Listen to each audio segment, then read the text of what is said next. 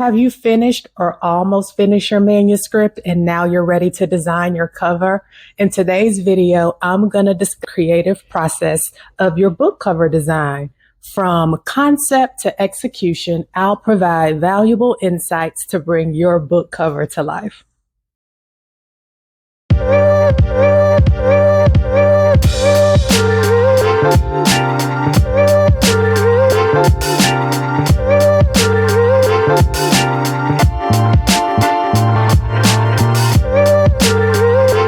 If you're new here, I'm Erica Prevail, writer, speaker, and creative entrepreneur. And after experiencing my own journey of debilitating burnout from my corporate career and successfully making it through to the other side, I now help guide ambitious women to a life of ease, joy, and balance using the tips, strategies, and mindset shifts that worked for me. Okay, so in the last video, I shared with you guys that I was at the end of the manuscript working with the copy editor for my final edits. So I got my final edits back, and now my manuscript is going over to the proofreader.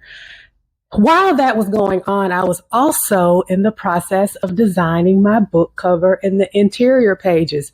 So this has been my favorite part of the book writing process. Of course, I enjoyed writing the book, but the visual aspect, bringing the cover to life, has been my absolute favorite part. So I'm just going to discuss and walk you through my process of creating the cover. So the first thing I did was brainstorm what I wanted my cover to look like. I also gathered some inspo from other book cover designs that I liked to kind of just help me better visualize what I wanted my cover to look like and what was possible. So first you want to just brainstorm. What colors do you want on your book cover? What type of fonts do you want on your book cover? What do you want? A self-portrait? Do you want just text? Do you want an animation? Just get really clear on what you want your cover to look like. And again, use other covers that you've liked from other books that you've read or just saw to gather inspiration. So I'm going to show you. I knew what I wanted my cover to look like. So before I even shot my cover photo, I sketched what I wanted my cover to look like, what I wanted the feeling to bring forth in the cover. So I'm going to show you.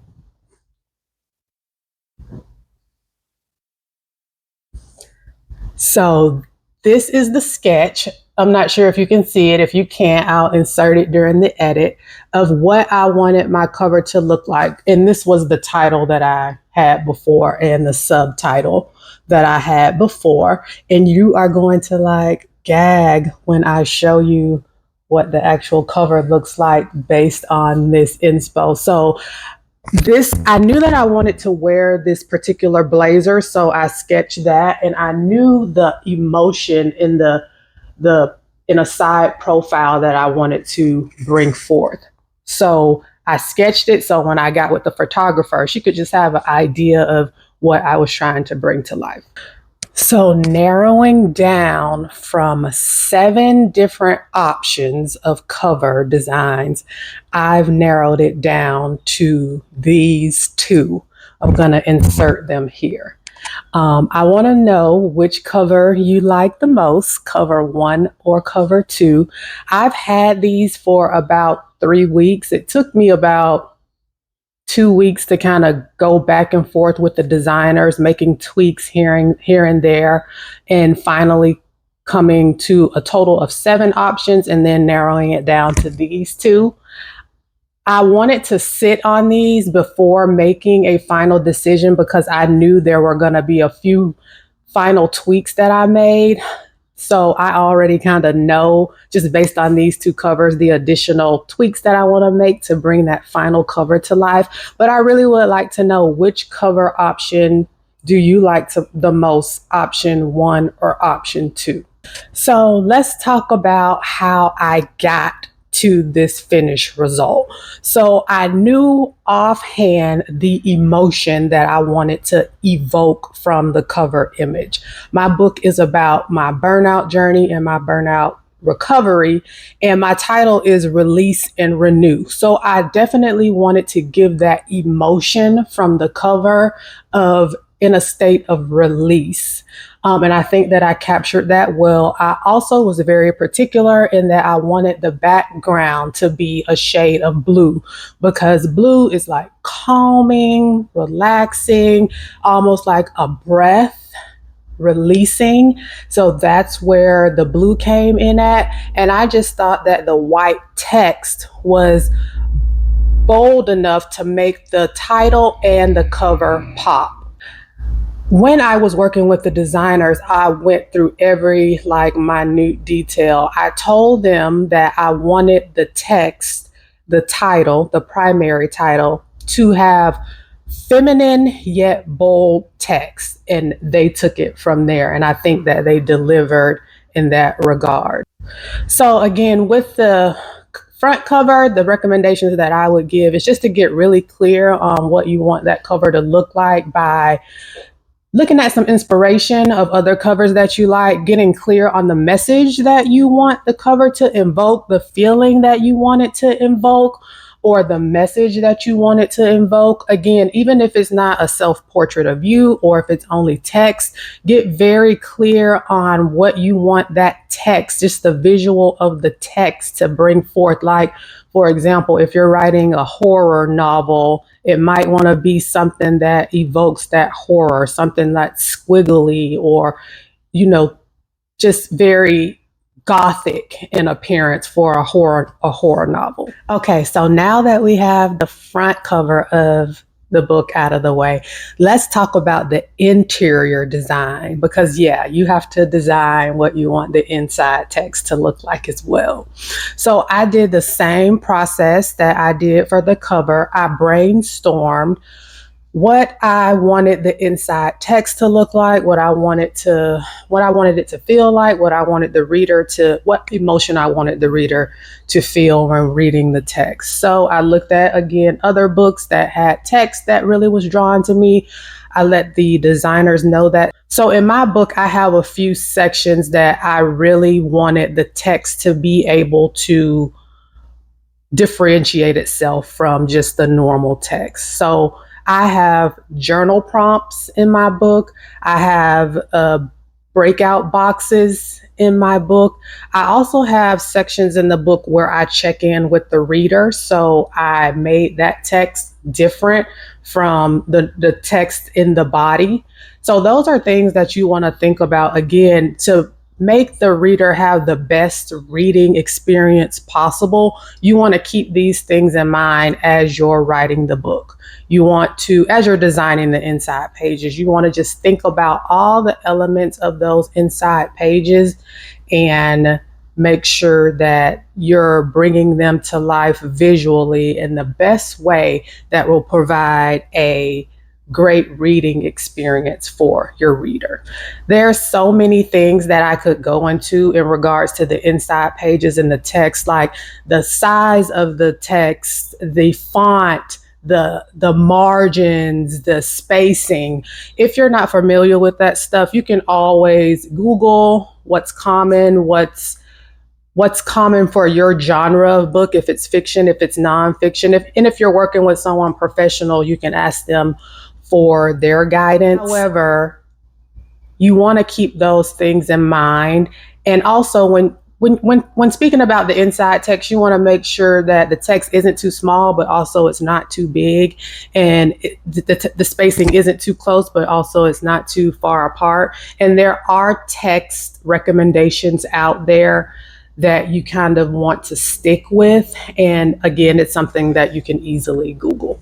Okay, so now that I've shown you what my cover, the top two cover photos, and a little bit about what my inside pages looks like, not my pages because I don't want to let that go away, but some examples of the pages, I want to talk about how I was able to get this all done and options for you to get this all done. So the first option would be doing it all yourself.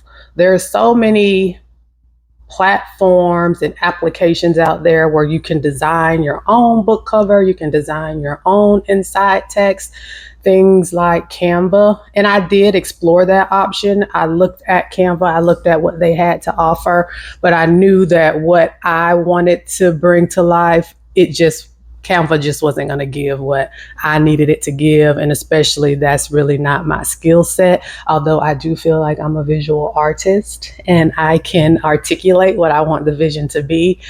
Applying that vision, I'm not a graphic designer. So I went with someone more professional. I have my notes in front of me here so I don't forget.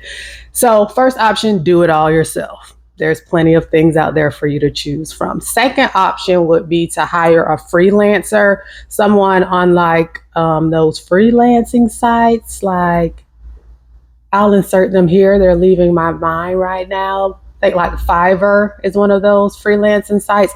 There's so many freelancers on there that range from high dollar amounts to low dollar amounts, low skill level, high skill level, beginners, experts that you can kind of, just browse around and see if any of those folks meet your need. I explored that option as well. Listen, I explored all the options and I just didn't feel like, even though there was so much to choose from, you really don't know these people. And I just didn't really want to put that in the hands of a stranger or someone I didn't know.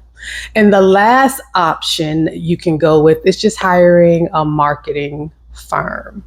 Before I get into the marketing firm, when I was looking for a freelancer, I also interviewed two freelancers, two people, one that I was recommended to, and another that I worked with on a work-related job. And I have to tell you this story. The first freelancer that I interviewed, she was a woman of color, and I really did want as many elements of this book to be done by a woman of color as possible. I explained to her what my vision for the cover was and what I wanted it to look like. And she was honest. She said that she had never done a self-portrait cover before, but she was willing to give it a try and that she would give me a discounted rate for that. And I was willing to give her a chance until she came back with her quote. Baby, it was like astronomically high. And I'll tell you guys about that later. But the other freelancer that I interviewed, I knew his talent and I knew that he could deliver. So he was my second choice. But ultimately, I went with the third category, which is hiring a marketing firm. And this marketing firm that I chose, again, I'll leave their information in the comments. Black-owned marketing firm who has a team of designers. So I was able to go with her. She was a pleasure to work with. Her team of designers was a pleasure to work with. And ultimately, the marketing firm brought my vision to life and the cost was appropriate. As a self-publishing author, you're in charge of all of this. And it can be extremely liberating like it is for me, or it can be extremely scary because you ultimately don't know what you know.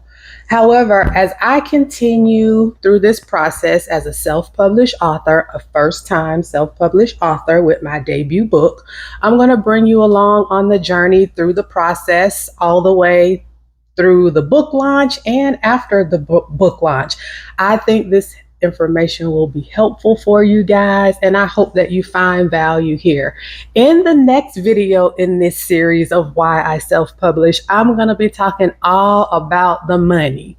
How much did it cost to get this book to the finish line? I'm sure you want to hear that, so stay tuned for the next video. Also, don't forget to, if you like this kind of content, like the video, drop down in the comments, let me know what you think, especially in regards to which book cover you like, number 1 or number 2. And also you can visit my website at ericaprevail.com to join my free newsletter. Until next time, bye.